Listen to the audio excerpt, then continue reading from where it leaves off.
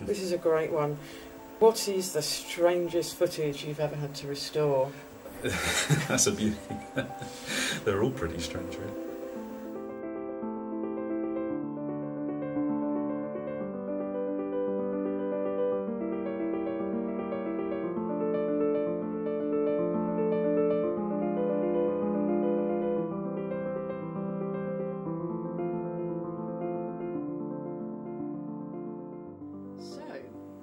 Our first question.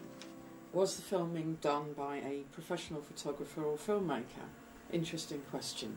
Yes, it was. This was made by Herbert Ponting, who was a very experienced photographer, and he was employed quite deliberately by Captain Scott to be the official cinematographer to take a filmed record of the expedition. He was, as I said, a very experienced photographer. He travelled all over the world taking still photographs of exotic locations. Experienced traveller, he was exactly the kind of guy you want on an expedition. He taught all the members of the expedition photography, for example, and even some filming. You see him, but several times in the film you can see him filming, so who's filming him? How was the original film discovered?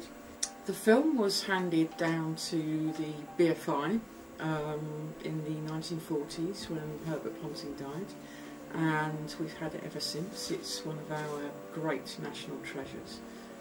It's one of the most important films in the world. So it's not an exciting story in terms of that it was discovered in an attic or something like that, but passed to us very sensibly in the normal course of events. One would assume that the prints collected by your restoration team were in the standard 35mm format. While searching for prints to restore, did you come across any prints in a different format? It's a good question. They're all in the 35mm format, silent, so it's full gate, the full area of the film being used. Not a different size, but what we did have to do was reconstruct the film. So we have Ponting's camera negatives in places, we have duplicate negatives that he would have had to make probably because the camera negatives suffered damage at the time, and we had a black and white nitrate print, which was really the very, very crucial element because it gave us the original edit of the negative. Without that, Angelo wouldn't have known how to go back and find the earliest generation material. Other prints we looked at in the past was a Dutch print, and this confirmed really the colour scheme, although the colours have faded in that print, but a very valuable copy also because there were a few shots which weren't present in any of the material we hold, which we had to come. At the end. Some more penguins and some shots of Mount Erebus That's right. erupt, or smoking, shall we say, steam. Is there an outtake of the film you wish you were able to include which didn't make the cut? There wasn't any specific scene. Obviously we have to keep to the most authentic version, and I think we have done that. But there was lots of interesting footage. For instance, the expedition crew on the Terra Nova having their hair cut, playing football. There's a good example at the end of Reel 2 where they come out of the cabin, they look round at the mountains. There were several takes of this, and a couple of them were actually quite a bit longer, and they sit down on the wall, they start pushing each other. It appears like they're joking around. What is the strangest footage you've ever had to restore? The first thing that springs to my mind is the Jeff Keane films, because they, I think they passed the strange category. Definitely strange.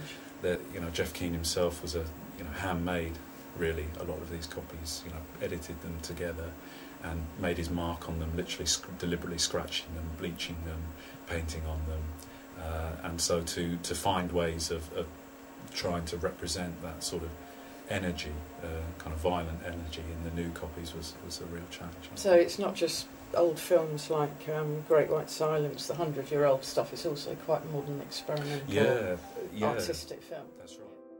So another question we have suggests that the film probably had nothing to do with climate change.